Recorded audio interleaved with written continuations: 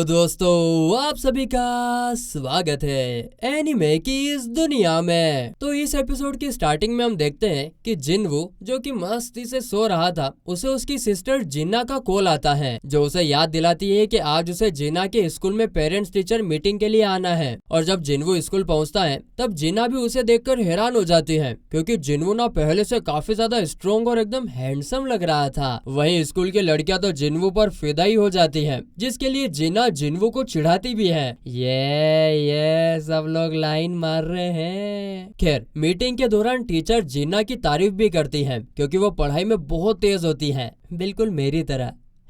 मजाक। आगे टीचर जिनवू से पूछती है कि अगर जिन्ना की भी अवेकनिंग होती है तो क्या जिनवू उसे हंटर बनने देगा, जिस पर जिनवू सीधा ही मना कर देता है, क्योंकि इस काम में काफी ज्यादा खतरा होता है। जो सुनकर टीचर थोड़ी खुश हो जाती है और आगे फिर वो जिनवू को जिन्ना की फ्रेंड जिसका नाम सोंगी है उसके बारे में बताती है। सोंगी हंटर बनने की जिद पर अड़ी हुई है। मीटिंग के बाद जिनवू सोंगी से मिलता है, जिसे अब पता चलता है कि जिनवू जिन्ना का भाई है। यहाँ पर जिनवू सोंगी को समझाने की कोशिश करता है कि उसे अपनी जिद छोड़ देनी चाहिए, लेकिन सोंगी यही कहती है कि कुछ भी हो जाए वो हंटर की जॉब कभी नहीं छोड़ेगी। जो सुनकर जिनवू सोंगी को अपने साथ आने को कहता है। दूसरी तरफ हम एक हंटर को देखते हैं जिसका नाम वेंग डोंग सू होता है, और यह एक एस रैंक हंटर है जो अमेरिका से कोरिया आ गया था। यहाँ पर हंटर एसोसिएशन के मैनेजर जिन चुल उसे लेने जाते हैं। जिन चुल को पता था कि वो यहाँ पर क्यों आया है। डोंगसू कोरिया से अपने भाई की मौत का बदला लेने आया है, जिसे जिनवू ने मार दिया था। यहाँ तक कि डोंगसू जिन चुल को धमकी भी देता है कि अगर किसी में हिम्मत है तो मुझे रोक कर तो दिखाए। फिर आगे हम हंटर गिल्ड के हेडक्वार्टर में हम चोई और गो को देखते हैं, जहाँ पर चोई बताता है कि उसने जीजू आइलैंड पर अपनी थर्ड रेड करवाई थी,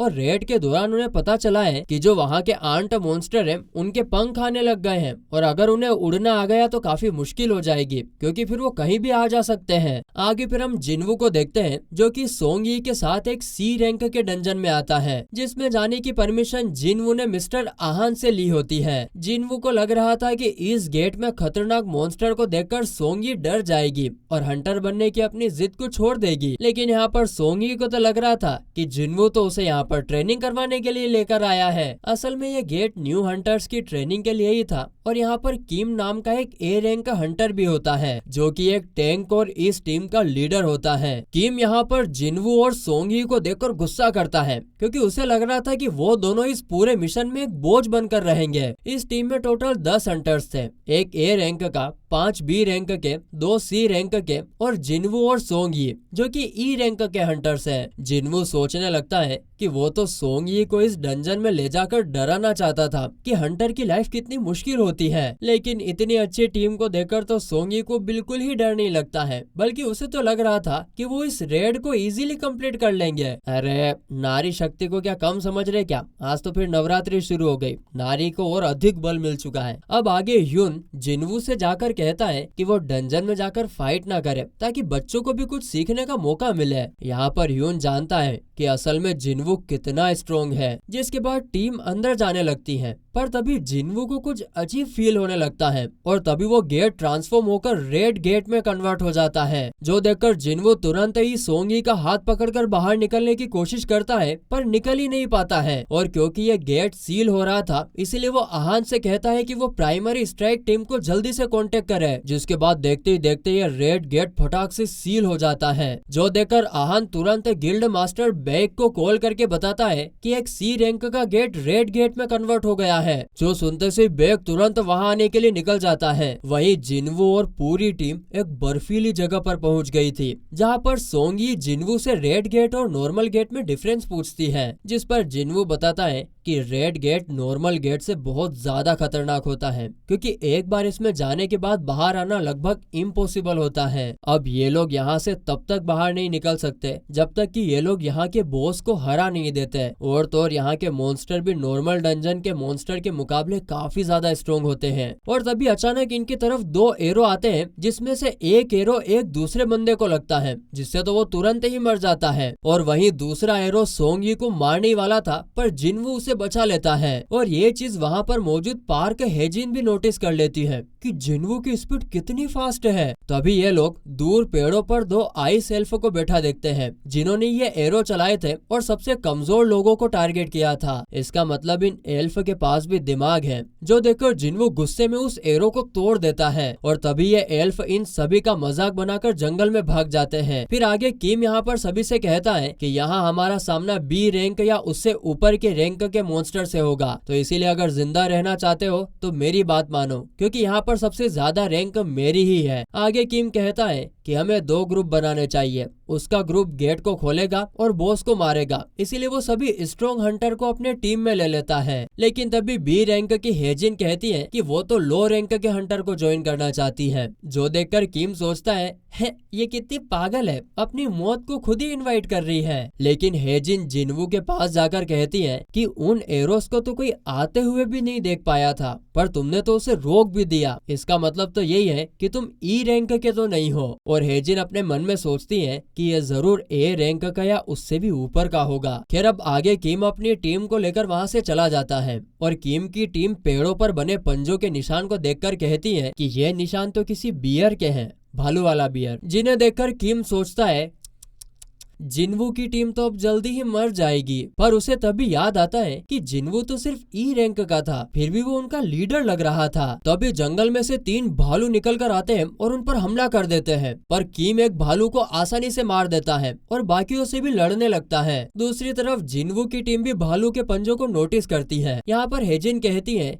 कि ये इलाका भालुओं का है, तो हमें यहाँ नहीं रुकना चाहिए, जिस पर जिन्वू कहता है कि नहीं, हम यहीं पर रुकेंगे, क्योंकि ये भालुओं का इलाका है, इसलिए यहाँ वो आइस एल्फ नहीं होंगे। अब क्योंकि वो बहुत इंटेलिजेंट है, इसलिए उनसे लड़ने से अच्छा होगा कि भालुओं से लड़ ले। फिर जिन्वू अपनी इन्वेंट्री में से 4 कोट्स निकाल लेता है ताकि इन्हें ठंड न लगे, जो देखकर सभी उससे ये पूछने लगते हैं, अरे रे रे ये तुमने कैसे किया, ये जादू कहाँ पर सीखा। और यहाँ पर सोंग यी भी जिन्वू से पूछती है कि आखिरकार तुम हो कौन, जिस पर जिन्वू कहता है कि मेरी वजह से तुम इस मुसीबत में फंसी हो, इसीलिए मेरी जिम्मेदारी है कि तुम्हारी रक्षा करना, लेकिन बदले में कोई भी मुझसे कोई सवाल नहीं पूछेगा। तभी यहाँ पर एक आइस बियर आ जाता है जिससे लड़ने के लिए जिन्वू तैयार था। वहीं बाहर बेग भी गेट के पास आ जाता है और आहान उसे बताता है कि टीम के साथ ई रैंक का जिन्वू भी अंदर गया है और शायद उसे री अवेकनिंग हुई है, क्योंकि अब वो पहले से काफी ज्यादा स्ट्रॉन्ग हो गया है, जो सुनकर बेग भी हैरान हो जाता है। तभी यहाँ पर डोंगसू भी आ जाता है, लेकिन वो तो यहाँ जिन्वू को मारने आया था, जो कि रेड गेट में फंस गया है और इस गेट को तो डोंगसू भी नहीं तोड़ सकता है। यहाँ पर जिन चुल मन में कहता है कि तुम किस्मत वाले हो जिन्वू, जो डोंगसू के हाथों से बच गए। वही इधर जिन्वू ने तो अकेले ही सारे आइस बियर को धड़ाधड़ मार दिया था और फिर इसकी टीम उनको ही पकाकर खाने लगती है। और जिन्वू फिर इनसे कहकर गया था कि खाने के बाद उसे वर्कआउट करना है, लेकिन जिन्वू तो आइस बियर की गुफा के बाहर खड़ा होता है। हम देखते हैं कि उसमें से काफी सारे भालू बाहर निकलते हैं, जिनसे लड़ने के लिए जिन्वू अपनी शेडो आर्मी को समन कर लेता है और हम देखते हैं कि आर्मी बियर्स को धड़ाधड़ आसानी से मार देते हैं। आखिर में फिर बियर्स का लीडर बाहर आता है, जिसे मारने में आर्मी को थोड़ी प्रॉब्लम हो रही थी, इसीलिए जिन्वू अपने सेनापति इग्रिस को भेजने का डिसाइड करता है। और हम देखते हैं कि इग्रिस तो एक ही बार में बियर्स के लीडर को सट्टाक से मार देता है, जिससे जिन्वू को पता चलता है, अरे बाप रे, ये इग्रिस तो उससे भी ज्यादा स्ट्रॉन्ग है। और अगर पिछली बार इग्रिस अगर तलवार से लड़ रहा होता तो वह आराम से जिन्वू को मार देता।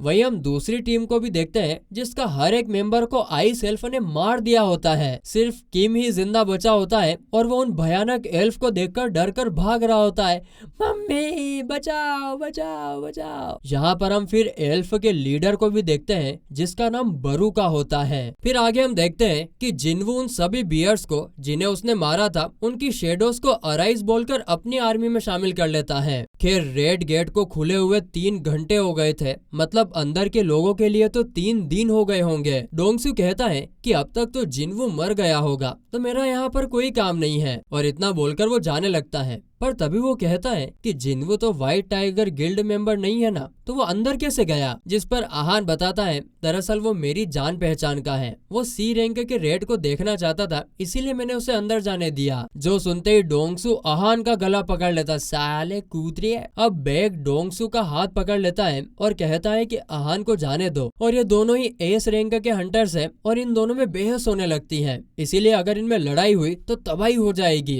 अब ये दोनों एक दूसरे को एक खतरनाक पंच मारते हैं, लेकिन जिन चुल बीच में आकर उन्हें रोक लेता है। जिन चुल को देखकर इन दोनों ने अपनी ताकत को रोक ली थी, इसलिए जिन चुल जिंदा बचा है, वरना अभी तक तो जिन चुल के दोनों हाथ गायब हो जाते ढिम ढुम। यहाँ पर जिन चुल डोंगसू को बताता है कि वो अभी थोड़े टाइम पहले ही जिनवू को देखने गया था और वो तब भी ई रैंक का था और वो अब भी ई रैंक का ही होगा, तो फिर वो तुम्हारे भाई को कैसे मार सकता है। जिस पर डोंगसू कहता है, अच्छा, इसका मतलब असली कातिल यूजिन कंस्ट्रक्शन वाला जिन्हो होगा। तो यहाँ पर जिनचुल पूछता है, तो फिर तुम जिन्हो को मारने क्यों आए हो। जिस पर डोंगसू बताता है, अरे उसे तो किसी को मारने का बस बहाना चाहिए था। तभी वहाँ पर डोंगसू को एक मैसेज आता है, जिसे पढ़ने के बाद वो वापस अमेरिका जाने लगता है। यहाँ पर आहान अपने मन में सोचने लगता है इनमें से किसी को नहीं पता कि जिन्वू कितना पावरफुल है, वो जरूर इस गेट से जिंदा वापस आएगा। दूसरी तरफ हम किम को देखते हैं, जो उन एल्फ से अपनी जान बचाकर भाग रहा होता है। तभी वो अपने सामने उन बियर्स की लाश देखता है जिन्हें जिन्वू ने मारा था। उन लाशों को देखकर वो सोचता है,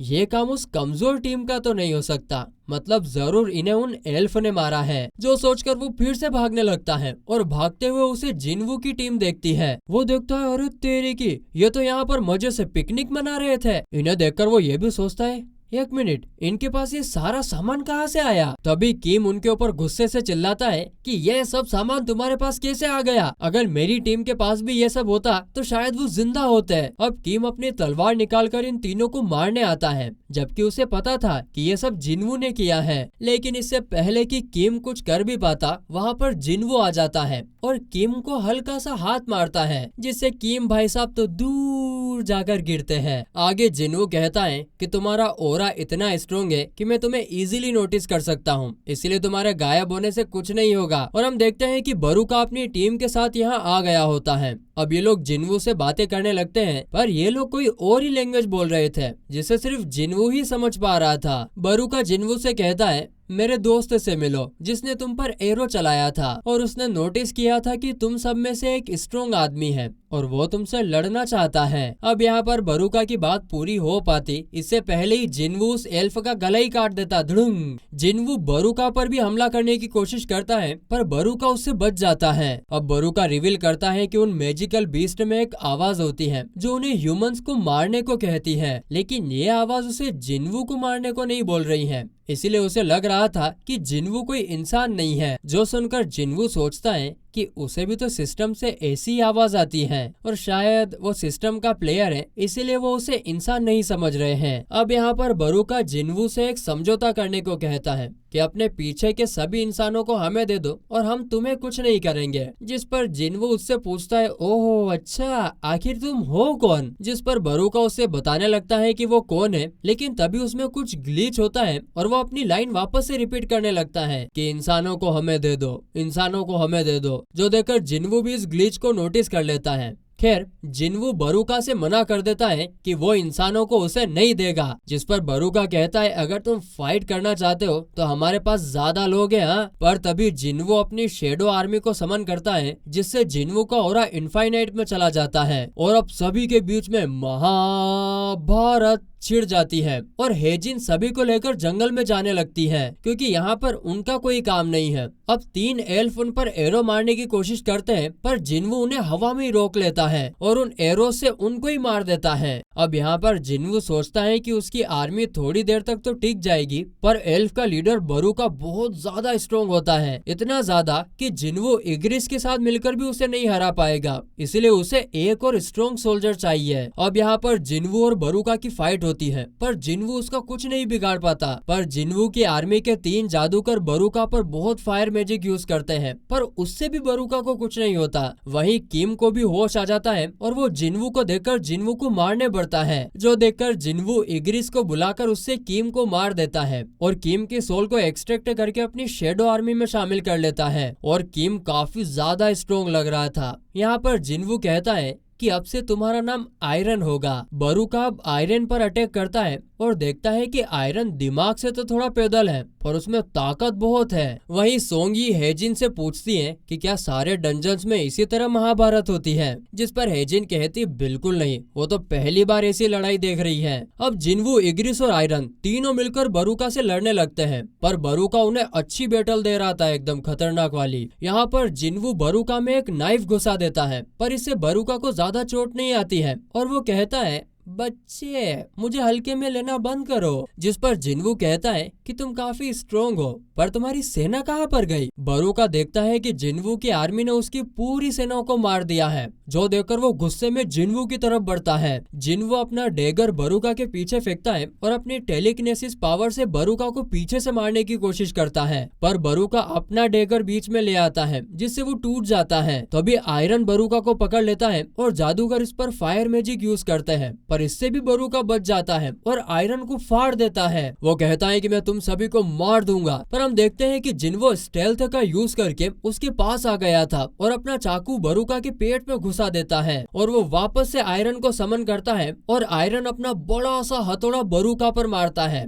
जिससे फाइनली बरूका का धुम अंत हो जाता है। पर जिन्वू देखता है कि आयरन बेहस बुद्धि वाला आदमी अभी भी बरूका पर हथौड़े मारे जा रहा था, जो देखकर जिन्वू उसे रोकता है और कहता है अरे ओ भैंस बुद्धि, थोड़ा तमीज में रहा करो। फिर जिन्वू और इग्रिस आयरन से मुंह मोड़कर वहाँ से चले जाते हैं। फिर आयरन जादूगरों की तरफ देखता है जो डर के मारे उसके लिए चीयर करने लगते हैं। अब क्योंकि जिन्वू ने डंजन के बॉस को मार दिया था तो डंजन का गेट भी खुल जाता है। जिन्वू यहाँ पर सोचता है कि जाने से पहले उसे बुरका को भी अपनी आर्मी में शामिल कर लेना चाहिए। इधर आहान कहता है कि अब तक तो गेट के अंदर एक हफ्ता बीत गया होगा तो वो बैग से घर जाकर आराम करने को कहता है, लेकिन बैग कहता है कि उनके गिल्ड के मेंबर अंदर फंसे हुए हैं तो वो यहाँ से नहीं जाएगा। लेकिन फिर तभी सभी हंटर गेट से बाहर आने लगते हैं और सभी यह देखकर हैरान थे कि ए रैंक का किम जिंदा नहीं बचा था पर सभी लो रैंक के हंटर जिंदा है। जिन्वू यहाँ पर सोंगी से कहता है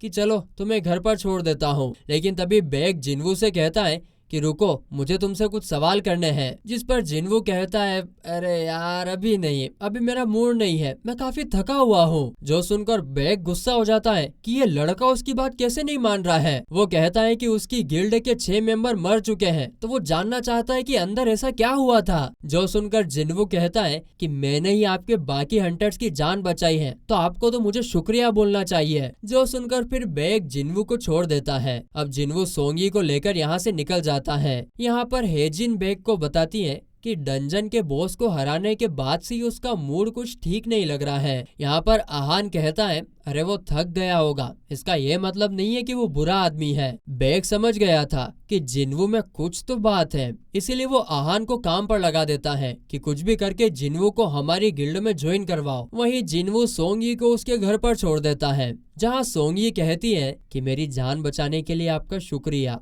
और अगर आपको किसी डंजन में जाना हो तो मुझे जरूर याद करना। और अब हमें पता चलता है कि जिन्वू का मूड क्यों खराब था, क्योंकि वो बरूका को अपनी आर्मी में एड ही नहीं कर पाया था क्योंकि वो अभी भी उस लेवल पर नहीं है। खैर उसे कम से कम बरूका का वेपन तो मिल ही गया था और एक नया सोल्जर भी, लेकिन उसके लिए उसे किम को मारना पड़ा और ये तीसरी बार है जब जिन्वू ने किसी इंसान को मारा था। अगले दिन जिन्हो जिन्वू को लेने आ जाता है। वो रास्ते में सोंगी को भी ले लेते हैं जो कि एकदम बढ़िया बन ठन के तैयार होकर आई थी और इसे साफ पता चल रहा था कि वो जिन्वू को लाइक करने लगी है। सोंगी यहाँ पर जिन्वू से कहती है कि कल रात तो उसे नींद ही नहीं आई, जिन्वू ने उसे इतना लेट जो छोड़ा था। अब उनकी बातों को सुनकर जिन्हो को लग रहा था कि इन दोनों के बीच में कुछ तो खिचड़ी पक रही है, इसीलिए वो जिन्वू से कहता है कि बॉस तुम्हें पता है ना कि सोंगी अभी अंडर एज है। जिस पर जिन्वू कहता है हाँ तो। जो सुनकर जिन्हू चुपचाप गाड़ी चलाने लगता है। इसके बाद जिन्हो और जिन्वू को हम एक डंजन में देखते हैं जहाँ के सभी मॉन्स्टर्स को जिन्वू ने अपने शेडो आर्मी से ही खत्म कर दिया था। यहाँ पर जिन्हो ने पहली बार शेडो आर्मी देखी थी, इसीलिए वो जिन्वू से पूछता है ये क्या है। जिस पर जिन्वू कहता है कि समझाना थोड़ा मुश्किल है, बस ये समझ लो कि ये मेरे स्किन का एक हिस्सा है। फिर जिन्हो शेडो आर्मी को माना क्रिस्टल्स कलेक्ट करने के काम में लगा देता है, जिसे देखकर जिन्हो काफी उदास हो जाता है क्योंकि अब यही तो एक काम उसके पास रह गया था, पर अब उसे ये भी करने को नहीं मिल रहा है। असल में तो जिन्हो अपनी खुद की एक गिल्ड खोलना चाहता था, जिसके लिए उसे पहले 19 रेड्स कंप्लीट करनी होगी और इसी में जिन्हो उसकी मदद कर रहा है और अब उनकी 19 रेड्स कंप्लीट हो गई है और इसीलिए अब ये दोनों एक रेस्टोरेंट में जाकर पार्टी करने लगते हैं। अब जिन्हो को सिर्फ रिटर्न एग्जाम में पास होना है, फिर उसे भी गिल्ड मास्टर का कार्ड मिल जाएगा। जिन्हो जिन्वू से पूछता है वैसे अब जिन्वू क्या करेगा, जिस पर जिन्वू उसे बताता है कि कुछ दिनों के लिए उसे बाहर जाना है और यहाँ अब तक जिन्हो को चढ़ गई थी, इसीलिए वो इमोशनल बातें करने लगता है। वो जिन्वू को बताने लगता है कि उसका एक बड़ा भाई भी है, पर उन दोनों के बीच बिल्कुल भी नहीं बनती। लेकिन जब से जिन्हो ने उसकी जान बचाई है,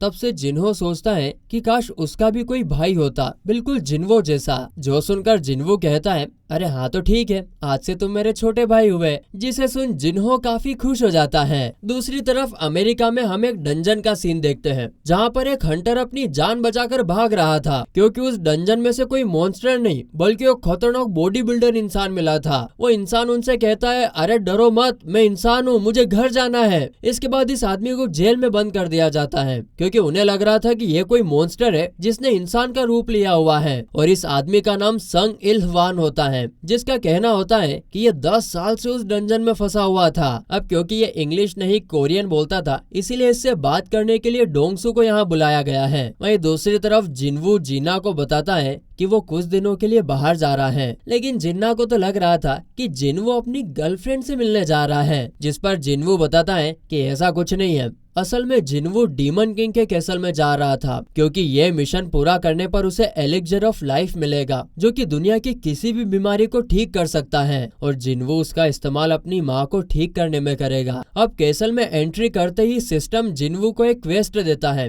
कि उसे 10,000 डीमंस को मारना होगा, जिसके लिए जिन्वू काफी एक्साइटेड था। इधर जिन्हो अपने पापा से बात कर रहा था कि उनके जो नई गिल्ड खुलने वाली है, उसका लीडर वो जिन्हो के बड़े भाई की जगह जिन्हो को बना दे। जिन्हो के पापा इसके लिए मान जाते हैं, लेकिन एक शर्त पर, और वो शर्त यह है कि जिन्वू को गिल्ड में ज्वाइन करना। ऐसा होते ही जिन्हो लीडर बन जाएगा। वहीं इधर जिन्वू काफी सारे डीमंस को मार देता है, लेकिन उसे पता चलता है कि वो इन्हें अपनी शेडो आर्मी में ज्वाइन नहीं कर सकता है। तेरी खैर, जिन्वो को बहुत दूर जाना था, इसीलिए वो उस आइस बियर लीडर को समन करता है, जो अपने रास्ते में आने वाले हर डीमन को मसलते हुए आगे बढ़ रहा था और सबको मसल रहा था। इसीलिए जिन्वू इस बियर का नाम टैंक रख देता, दुम दुम दुम दुम दुम धमा दुम ऐसे मार रहा था। यहाँ पर फिर सीन शिफ्ट होता है और हमें एक एस रैंक हंटर छा हाई इन दिखाई जाती है, जो चाहती थी कि हमें जीजू आइलैंड वाली बात को पब्लिक कर देना चाहिए, लेकिन चोए कहता है कि इससे सिर्फ पब्लिक में डर फैलेगा, इसीलिए अभी हमें सिर्फ अपनी गिल्ड को बढ़ाने में ध्यान देना चाहिए। वहीं उधर जिन्वू जैसे जैसे आगे बढ़ रहा था, उसका लेवल अप भी हो रहा था। जिन्वू के हिसाब से इस कैसल में लगभग पूरे 100 फ्लोर्स होंगे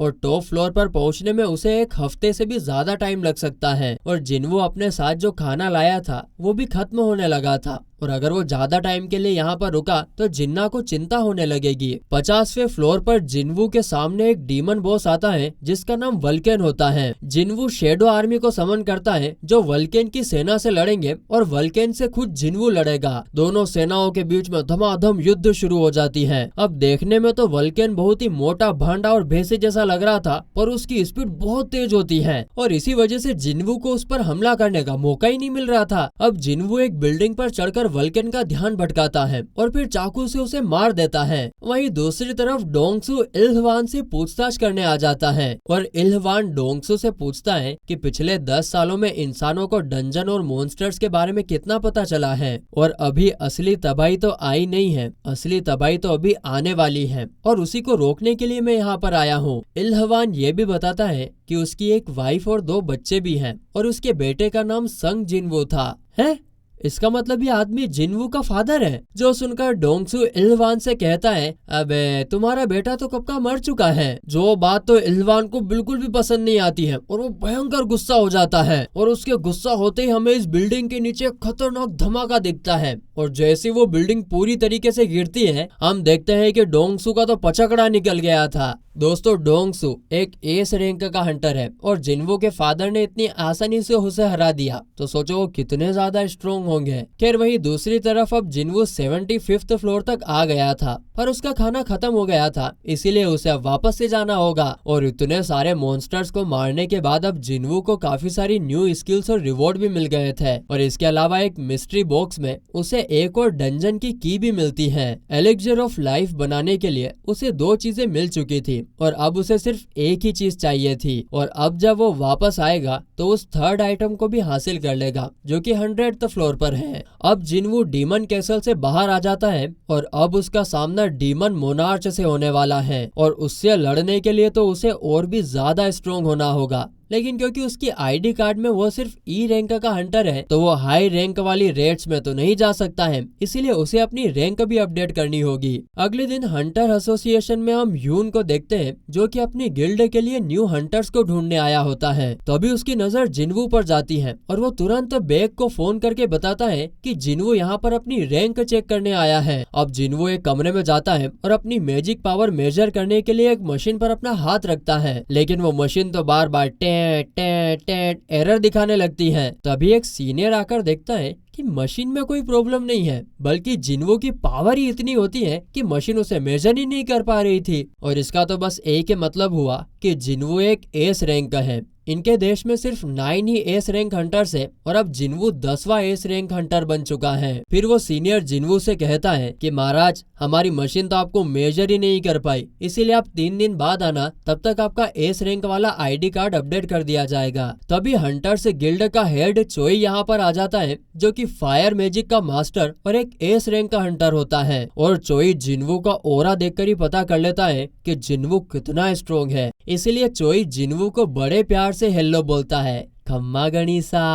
तो वैसे तुमने किसी गिल्ड को ज्वाइन करने का डिसाइड किया है और क्या हम बैठकर बात कर सकते हैं? लेकिन जिनवू उसे बिल्कुल उसी तरह इग्नोर कर देता है जैसे मेरी किस्मत मुझे इग्नोर कर रही है, कुछ भी करो कुछ होता ही नहीं है यार। अब इग्नोर कर दिया जो देखकर चोई काफी हैरान होता है क्योंकि एस रैंक हंटर्स को बिल्कुल सेलिब्रिटी की तरह ट्रीट किया जाता है, पर जिनवू ने तो उसे बिल्कुल भाव नहीं दिया। तभी बेग भी यहाँ पर भागा भागा आता है जिसे देखकर चोई समझ जाता है कि ये भी यहाँ पर जिनवू को ज्वाइन कराने के लिए आया है। वही जिनवू फिर अपनी मदर से हॉस्पिटल में मिलने जाता है और प्रॉमिस करता है कि वो जल्दी ही उन्हें ठीक कर देगा। बाहर आते ही जिनचुल उसे बताता है कि हंटर एसोसिएशन के चेयरमैन गुनही गो उनसे मिलना चाहते हैं जो कि इस देश के पहले एस रैंक हंटर थे और 80 साल के बाद भी वो जिनवू जितने ही स्ट्रोंग है। अब गुनही जिनवू को एस रैंक होने की बधाई देते हैं और डायरेक्ट हंटर एसोसिएशन में ज्वाइन होने का ऑफर दे देते हैं, मतलब कि सरकारी नौकरी में डायरेक्ट एडमिशन। बच्चे तो कितनी घिसते हैं। दोस्तों जितनी भी गिल्ड्स है वो सभी हंटर एसोसिएशन के अंडर में आती है और हंटर एसोसिएशन में काम करना बिल्कुल वैसा ही है जैसे सरकारी नौकरी। अब सरकारी नौकरी में ज्यादा काम नहीं करना पड़ता, पर जिनवू को तो ज्यादा काम करके लेवल अप करना है, इसीलिए वो इस ऑफर को रिजेक्ट कर देता है। आज के जमाने में कोई सरकारी नौकरी को रिजेक्ट करता है? कोई नहीं करता है, पर इसने कर दिया। फेक देख रहे हो भाई का, वाह वाह वाह। वहीं हम हॉस्पिटल में पड़े डोंगसू को देखते हैं जिसका चीफ उसके पास आकर कहता है कि वो इल्हवान कोई मैजिक बीस्ट था क्या, जिस पर डोंगसू कहता है मेरी हालत देखकर तुम्हें क्या लगता है? आगे उसका चीफ कहता है कि जिसने तुम्हारी ये हालत कर दी उसे और कोई कैसे पकड़ पाएगा, पर फिर भी हमने उसे पकड़ने की कोशिश कर रहे हैं। तभी डोंगसू को याद आता है कि यहाँ इल्हवान ने उससे कहा था कि मेरे परिवार से दूर रहो वरना खुद भगवान भी तुम्हें नहीं बचा पाएगा। जो याद करके डोंगसू को खुद पर शर्म आने लगती है, लेकिन वो जानता है कि एक आर्टिफैक्ट की मदद से वो उस इल्हवान को इजीली हरा देगा। आर्टिफैक्ट्स हाई लेवल के गियर्स होते हैं जिन्हें हंटर्स ऑनलाइन खरीद कर अपनी पावर बढ़ा सकते हैं, लेकिन वो काफी महंगे होते हैं। वहीं उधर जिनवू भी अपने लिए कुछ आर्टिफैक्ट्स खरीद रहा था डीमन कैसल में दोबारा जाने से पहले। तभी जिनवू एक एडवाइस देखता है कि ए रैंक के डंजन में खुदाई करने वालों की जरूरत है। इधर गुनही को भी ये बात पता चलती है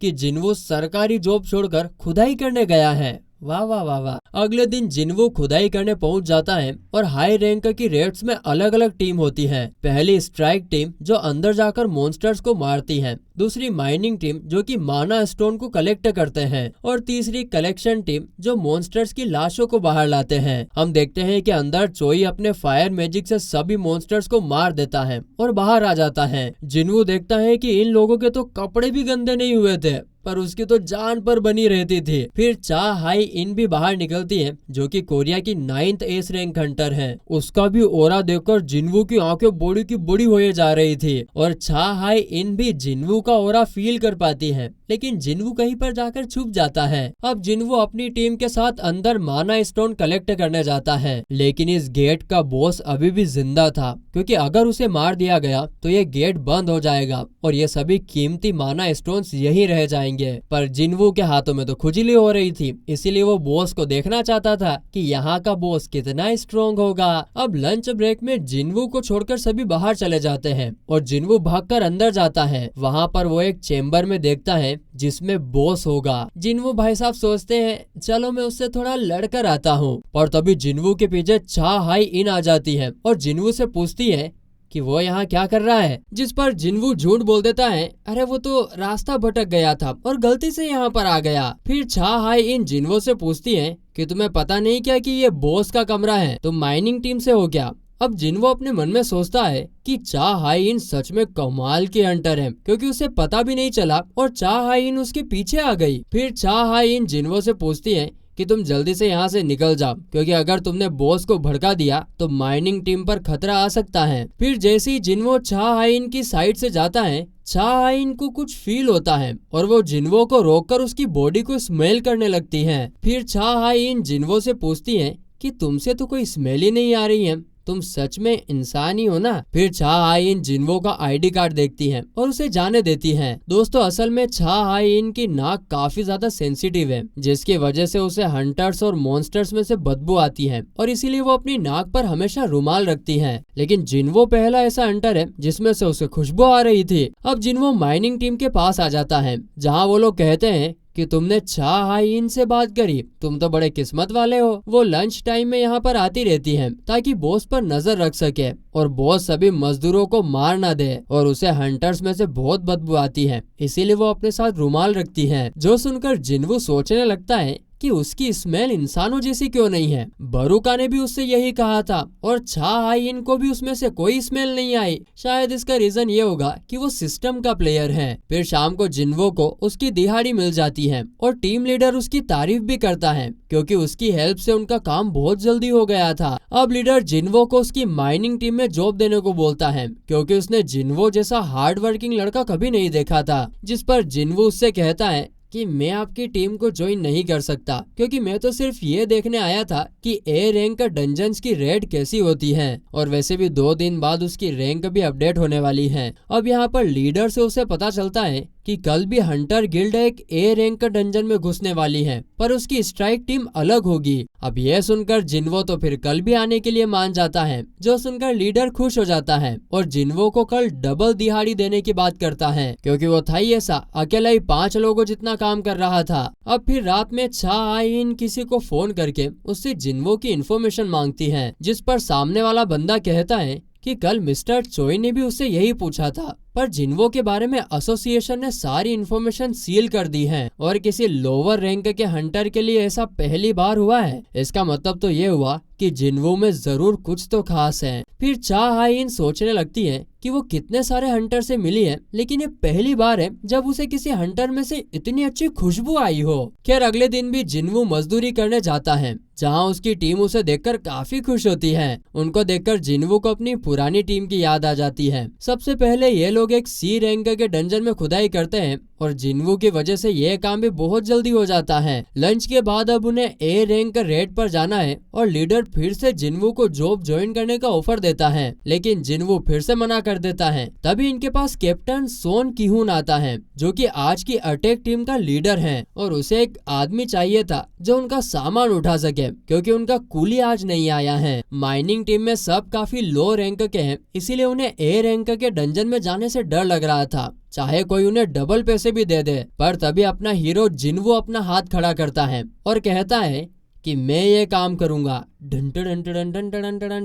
तिस्मार खान। लेकिन उसके साथी उसे समझाने लगते हैं कि अंदर ए रैंक के मॉन्स्टर होंगे, ए रैंक के। जिस पर जिन्वू कहता है, अरे ओ बुड़बको, आज वाला डंजन कल वाले डंजन से ज्यादा खतरनाक नहीं है, इसीलिए तो आज अलग टीम को भेजा गया है जिसमें 6 ए रैंक के और 3 बी रैंक के हंटर्स थे, लेकिन इसमें कोई भी एस रैंक का हंटर नहीं था। अब जैसे जैसे ये लोग अंदर जाने लगते हैं, जिन्वू को फील होता है कि इस डंजन की पावर कल वाले डंजन से कम ही है, लेकिन फिर भी उसे कुछ अजीब ही लग रहा है। जो देखकर एक लड़की जिन्वू से कहती है कि तुम्हें डरने की जरूरत नहीं है, कैप्टन और बाकी सब काफी स्ट्रॉन्ग है और अगर तुम हमारे साथ रहोगे तो तुम्हें कोई खतरा नहीं होगा। वैसे ये लड़की इस टीम की लीडर है और किन्हुन पहली बार किसी मिशन को लीड कर रहा था और अगर ये रेड सक्सेसफुल होती है तो फिर उसे इस टीम का कैप्टन बना दिया जाएगा। देखो किहुन छा हाई इन और चोई जितना स्ट्रॉन्ग तो नहीं है, पर वो काफी अच्छा ए रैंक का हंटर है। तभी अचानक से इन्हें सामने कुछ दिखता है और ये लोग बिना कहे अटैक करने के लिए रेडी हो जाते हैं। तभी इन पर कुछ सीआर हमला कर देते हैं और ये लोग इन्हें बड़ी आसानी से मार देते हैं। इन सभी के पास कमाल की मैजिक पावर्स थी। अब ये सभी सोचते हैं कि सीआर तो सी रैंक के मॉन्स्टर्स हैं, तो यहाँ पर तो उनके लिए कुछ भी नहीं है, इसीलिए अब तक तो उन्हें मर जाना चाहिए था।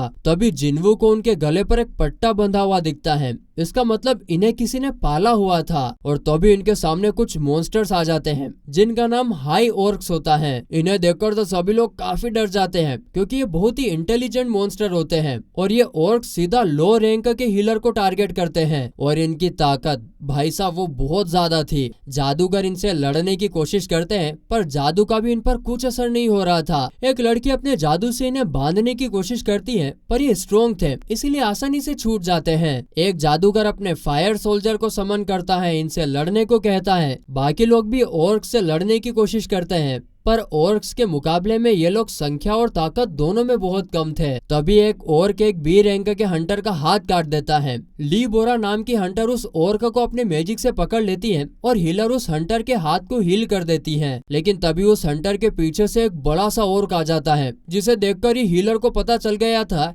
कि आज तो उसकी मौत पक्की है रे भाया। लेकिन तभी अचानक से उस ऑर्क का गला दबने लगता है और उसकी मौत हो जाती है। असल में यह काम जिन्वो ने किया था जो अपने स्टेल्थ स्किल से गायब हो गया था। अब जिन्वो सभी ऑर्क्स के हाथ पैर कट करके उन्हें कमजोर करने लगता है ताकि बाकी हंटर्स उन्हें मार पाए। जिन्वो इन सभी के सामने अपनी पावर नहीं दिखाना चाहता और वो ये भी नहीं चाहता कि उसके सामने कोई मरे, इसीलिए वो गायब होकर सभी ऑर्क्स को कमजोर कर रहा था और हंटर सभी ऑर्क्स को मार दे रहे थे। पर किसी को भी समझ नहीं आ रहा था कि अचानक से ये ऑर्क्स इतने कमजोर कैसे हो गए। लेकिन इस टीम में ली नाम की जो लड़की है वो मैजिक कास्टर है, इसीलिए उसने देख लिया था कि जिन्वू ने ही ये सब किया था। पर जिन्वू किसी को भी ये बात नहीं बता रहा था, इसके पीछे कुछ तो रीजन रहा होगा, इसीलिए वो भी किसी को कुछ नहीं बताती है। अब हंटर लीडर से पूछते हैं कि उन्हें आगे जाना चाहिए या यहीं से वापस मुड़ जाना चाहिए, क्योंकि आगे का काम उनके बस का तो नहीं है भाई साहब। तो फिर यहाँ पर अब किहुन फैसला लेता है कि वो लोग यहीं से वापस चले जाएंगे।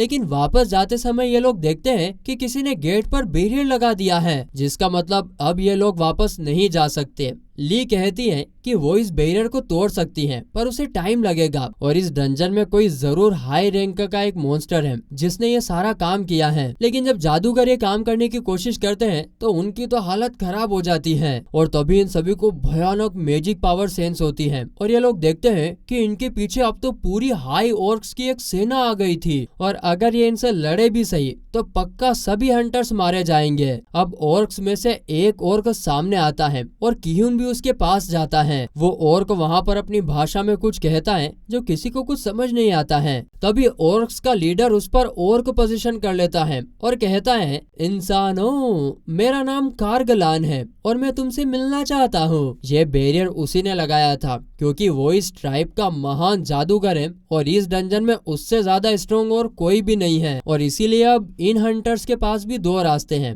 या तो ये कारगलान के सेना के हाथों मारे जाए या उनसे मिल जाए। तो फिर किहुन ये फैसला लेता है कि वो तो उनसे मिलना चाहते हैं। फिर किहुन जिन्वू से कहता है कि हम जैसे ही बॉस को देखेंगे उस पर हमला कर देंगे, जिससे उसका ध्यान भटक जाएगा और शायद ये बैरियर भी हट जाए। और हाँ, जैसे ये बैरियर हटे तुम भागकर एस रैंक टीम को सब कुछ बता देना। जिस पर जिन्वू कहता है लेकिन ऐसे तो तुम सब मारे जाओगे। जिस पर किहुन कहता है कि उनका मिशन यहाँ के बॉस को मारकर गेट को बंद करना है, यहाँ से जिंदा जाने का नहीं। अब यहाँ पर हीलर जिन्वू को अपनी डायरी देती है और कहती है कि ये मेरी फैमिली को दे देना और अब तुम यहाँ से जिंदा जा सकते हो और हमें ये मिशन पूरा करना ही होगा। अब यह सब देखकर जिन्वू सोचता है कि ऐसी ही सिचुएशन तो डबल डंजन में भी हुई थी, पर वहाँ पर सब उसे बलि का बकरा बनाकर भाग गए थे। लेकिन यहाँ पर ठीक उसका उल्टा है, जहाँ पर सब लोग उसकी जान बचा रहे हैं। अब जिन्वू हीलर की डायरी रख लेता है और बाहर हम छा हाई इन को देखते हैं जो कि जिन्वू से मिलने आई थी। लीडर उसे बताता है कि जिन्वू तो अटैक टीम के साथ कूली का काम कर रहा है। खैर अंदर इन सभी को कारगलान के पास लेकर जाया जाता है, जहाँ पर कारगलान अपनी गद्दी पर बैठे हुए इनका स्वागत करता है।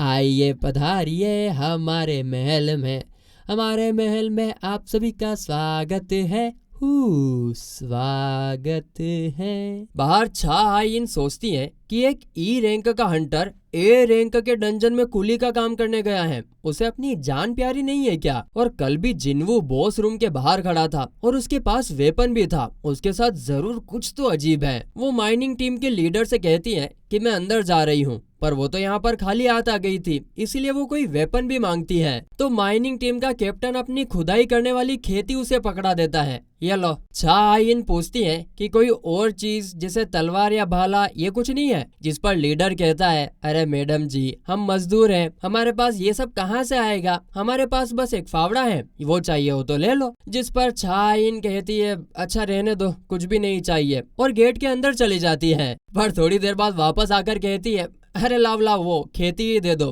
खाली हाथ जाने से अच्छा है कि यही मेरे पास हो। वहीं डंजन के अंदर ढेर सारे हाई ऑर्क्स थे जो अगर बाहर निकल गए तो आराम से पूरे शहर को तबाह कर देंगे। खास करके 4 ऐसे ऑर्क्स थे जिनका ऑरा तो नेक्स्ट लेवल ही था। यहाँ पर किहुन सोचता है कि हमें डंजन बॉस को हराकर इस डंजन को बंद करना ही होगा। तभी कारगलान कहता है तुम मुझसे डर गए क्या इंसान? ऐसा कहकर कारगलान अपना मास्क हटा देता है, जिससे सभी को काफी हाई मैजिक पावर फील होने लगती है। कारगलान के मुकाबले ये हंटर्स 3rd क्लास मैजिशियन भी नहीं थे। तो किहुन पूछता है कि तुम हमें यहाँ पर क्यों लेकर आए हो? जिस पर कारगलान कहता है कि तुम सब एंटरटेनमेंट हो, हमारा मनोरंजन। मैं तुम सबको तड़पा तड़पा के मारूंगा और खाऊंगा, जिससे मेरी सेना का भी टाइम पास होगा। जो सुनकर किहुन सोचता है अरे हम इनके लिए बस टाइम पास है। तभी कारगलान की नजर जिन्वू पर जाती है और वो कहता है कि इन इंसानों के बीच में ये कौन है? तभी किहुन अपनी टीम से चिल्लाकर कहता है हमला करो। लेकिन उसकी टीम के लोग तो इतना डर गए थे कि कोई भी आगे ही नहीं आता है, इसीलिए किहुन अकेले ही हमला करता है। लेकिन बॉस के सामने तो एक शील्ड थी जिसका किहुन कुछ भी नहीं बिगाड़ पाता, और अब बॉस ग्रेविटेशनल मैजिक का यूज करता है और किहुन को हवा में उठाकर जमीन में घुसा देता है, और फिर वो तो किसी जंपिंग जपाक बाउंसिंग बॉल की तरह उसे ऊपर नीचे पटकने लगता है। पर तभी बीच में जिन्वू किहुन को कैच कर लेता है और कहता है कि यह डंजन खाली करना आप हंटर्स का काम है, मैं इसमें दखल नहीं दे सकता। लेकिन अब जब पूरी टीम खतरे में है तो क्या मैं इन्हें मार सकता हूँ? इतना कहती जिन्वू एक ऑर्क को अपने मैजिक से हवा में उठा देता है। किहुन कहता है कि प्लीज इन्हें मार दो क्योंकि हमसे तो अब कुछ नहीं होगा। तो कारगलान फिर जिन्वू से कहता है अरे ओ बच्चे ज्यादा उड़ो मत, तुम भी इतने स्ट्रॉन्ग नहीं हो। जिस पर जिन्वू कहता है हाँ तुमने सही कहा, मैं आज तक तुम्हारे जितने स्ट्रॉन्ग मॉन्स्टर से कभी फाइट तो नहीं करी है, लेकिन हम दोनों में सिर्फ इतना ही डिफरेंस है कि मैं तुम्हें हरा दूंगा। इतना बोलकर जिन्वू अपनी शेडो आर्मी को समन कर लेता है, जो देखकर सब के सब हैरान थे।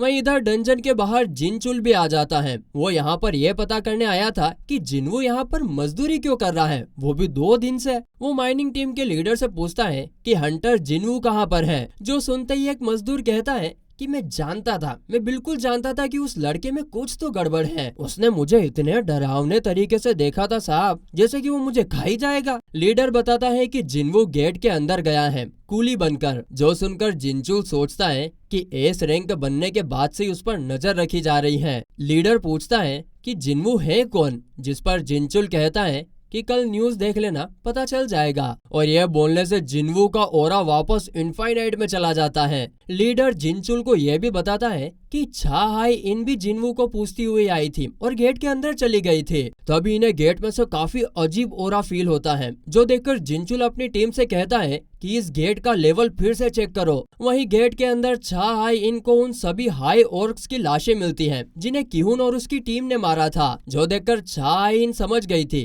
कि टीम की जान खतरे में है और वो बॉस के रूम की तरफ जाने लगती है। वहीं उस तरफ कारगलान जिनवून के आर्मी को देखकर कहता है कि मेरी इतनी बड़ी आर्मी के सामने तुम्हारी ये छोटी सी आर्मी क्या कर लेगी। जो देखकर जिनवू अपनी शेडो आर्मी के आसपास एक मोनार्क डोमेन बना लेता है, जो कि एक न्यू स्किल है जो जिनवू ने डीमन कैसल में 70 लेवल पार करने पर जीती थी। इस डोमेन के अंदर जिनवू की शेडो आर्मी को पावर पफ मिलता है, मतलब डीमन कैसल में सिर्फ जिनवू ही नहीं बल्कि उसकी शेडो आर्मी भी स्ट्रॉन्ग हो गई है। वहीं बाकी हंटर सोच रहे थे कि आखिर यहाँ पे क्या चल रहा है भाई साहब, एक अच्छा हंटर भी एक बार में सिर्फ 2 ही लोगों को समन कर सकता है। आखिर किसी में इतनी ताकत कैसे हो सकती है कि वो पूरी की पूरी आर्मी को ही समन कर ले।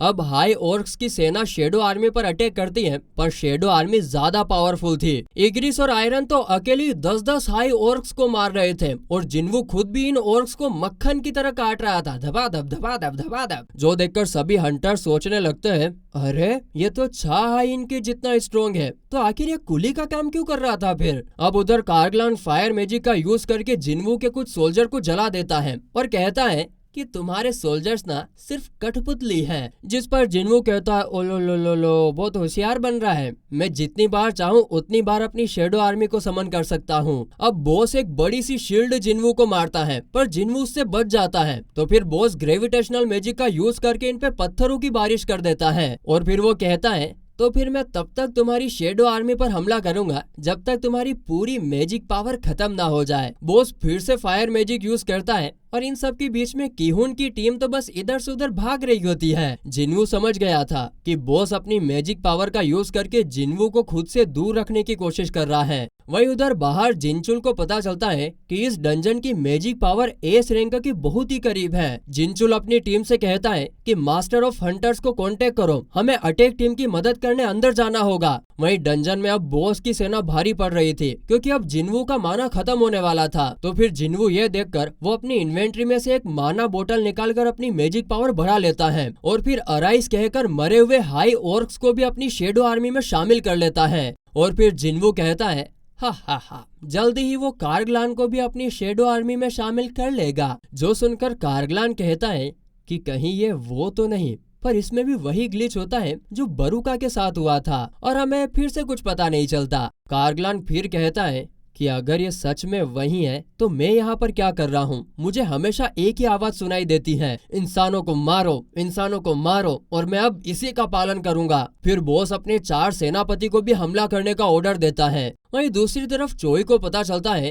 कि जिस गेट में किहुन अपनी टीम को लेकर गया था वो तो एस रैंक के बराबर है, और अगर उस गेट के मॉन्स्टर बाहर निकल गए तो जीजू आइलैंड वाला कांड फिर से हो जाएगा। लेकिन इनके पास अभी भी टाइम है गिल्ड के अंदर जाकर सभी मॉन्स्टर्स को मारने का, और अगर कुछ गड़बड़ हुई तो इन्हें बाकी हंटर गिल्ड्स को भी मदद के लिए बुलाना होगा। अंदर बॉस के सेनापति आयरन टैंक और इग्रिस से लड़ रहे थे और ये तीनों आराम से उनकी बैंड बजा देते हैं। और जब बाकी हंटर्स इनकी मदद करने की सोचते हैं तब कारगलान उन्हें मैजिक से घायल कर देता है और कहता है, बच्चों, बड़ों की लड़ाई से दूर रहो। अब कारगलान खुद नीचे लड़ने आता है और अपने जहर वाले जादू से जिनवू पर हमला करता है, लेकिन जिनवू पर जहर और कर्स वाले जादू का कोई असर ही नहीं होता है। जिनवू अब अपने 2 जादूगरों को बुलाकर एक बड़ा सा आग का गोला कारगलान की तरफ फेंकता है, जो हमला सीधा कारगलान की शील्ड को तोड़ता हुआ उसके मुंह पर जाकर लगता है। तभी यहाँ पर छा हाई इन भी आ जाती है और देखती है कि यहाँ पर क्या चल रहा है। हंटर्स की टीम तो किहुन को हील करने में लगी हुई थी। अब इधर कारगलान अपने जादू से बहुत बड़ा हो जाता है और जिनवू को कुचलने की कोशिश करता है, लेकिन जिनवू भी कमाल का इंसान था। वो तुरंत वहाँ से हट जाता है और बोलता है,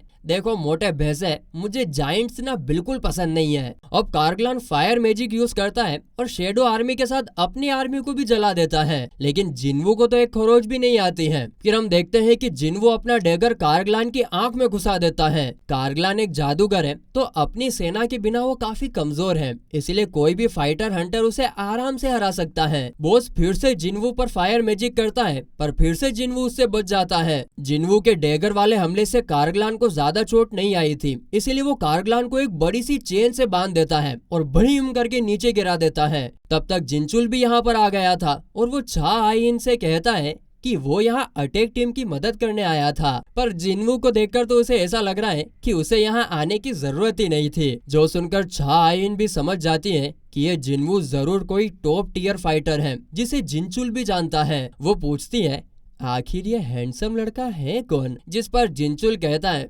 बेना मुझे माफ कर देना, मुझे भी ज्यादा पता नहीं है। अब तक जिन्वू ने अपनी शेडो आर्मी में कार्गलान के चारों सेनापतियों को भी ऐड कर लिया था, पर कार्गलान का तो ईगो अभी भी खत्म नहीं होता है। वो कहता है कि चाहे कुछ भी हो जाए मैं हार नहीं मानूंगा, पर फिर भी वो अपने ही सेनापति से मारा जाता है। फिर जिन्वू कार्गलान की बॉडी पर हाथ रखकर कहता है, अराइज, और उसे भी अपनी शेडो आर्मी में ऐड कर लेता है। अब जिन्वू कार्गलान का नाम उसके लंबे लंबे दांतों को देखकर टस्क रखता है। जिन्वू देखता है कि सिस्टम ने टस्क को एलाइट रैंक दी थी, जो कि जिन्वू ने भी कभी नहीं देखी थी। ए रैंक के डंजन बॉस की शेडो तो कमाल की है, और इतने सारे हाई ऑर्क्स को भी जिन्वू ने अपनी शेडो आर्मी में शामिल कर लिया होता है, जिसका मतलब ये हुआ दोस्तों कि अब जिन्वू खतरनाक, बहुत ही खतरनाक, बहुत ही ज्यादा खतरनाक स्ट्रॉन्ग हो चुका है, जिससे जिन्वू भी काफी खुश होता है। अब जिनचुल और बाकी लोग जिन्हें जिन्वू ने नोटिस तक नहीं किया था, जिन्वू के पास आते हैं और हंटर टीम तो जिन्वू से काफी सारे सवाल करने लगती है। पर जिनचुल सबसे कहता है कि देखो, जिन्वू हंटर एसोसिएशन का टॉप सीक्रेट है, तो आज यहाँ पर जो भी हुआ हम उसके बारे में किसी को भी नहीं बताएंगे। जिन्वू ने एस रैंक जितनी पावर दिखाकर तुम सभी को बचाया है, तो उसे बिना सवाल किए यहाँ से जाने दो। किहुन जिन्वू से कहता है कि सिर्फ तुम्हारी वजह से ही हम सब जिंदा हैं, इसलिए तुम्हारा शुक्रिया। फिर जिन्वू उस हीलर को भी उसकी डायरी वापस दे देता है। फिर जिनचुल जिन्वू को लेकर बाहर जाने लगता है और वहाँ पर एक जादूगर छा आइन से पूछता है कि तुम ये फावड़ा लेकर क्यों घूम रही हो? जो सुनते से ही छा आइन को एकदम से याद आता है और वो शर्मा जाती है और कहती है कि अब उस हैंडसम को लगेगा कि मैं तो पागल हूँ। जादूगर पूछती है, कौन हैंडसम? जिस पर छा आइन कहती है, अरे अरे कुछ नहीं, यूं ही बोल रही थी। आगे फिर हम किहुन को देखते हैं, जो चोई को यह सब बता रहा होता है और चोई किहुन से पूछता है, वैसे मुझे ये बताओ कि जिन्वू और मुझ में कौन ज्यादा स्ट्रोंग होगा? जिस पर किहुन कहता है कि क्या आप एक ए रैंक के हंटर को अकेले हरा सकते हो बिना किसी सपोर्ट के? जिस पर चोई कहता है, नहीं, शायद फालतू में ही उसका नाम द अल्टीमेट हंटर रखा है। वैसे अब किहुन भी यही चाहता था कि चोई जिन्वू को अपनी गिल्ड में ज्वाइन कर ले। खैर अगले दिन जिन्वू जिन्हू से मिलने जाता है, जहां जिन्हू जिन्वू को बताता है कि उसके फादर ने क्या शर्त रखी है। और इसी दौरान हम एक नए कैरेक्टर ली मिन सुंग को भी देखते हैं। और इसी के साथ ये एपिसोड यहीं पर खत्म होता है। आगे के एपिसोड कहाँ पर है, जल्दी लेकर आएंगे।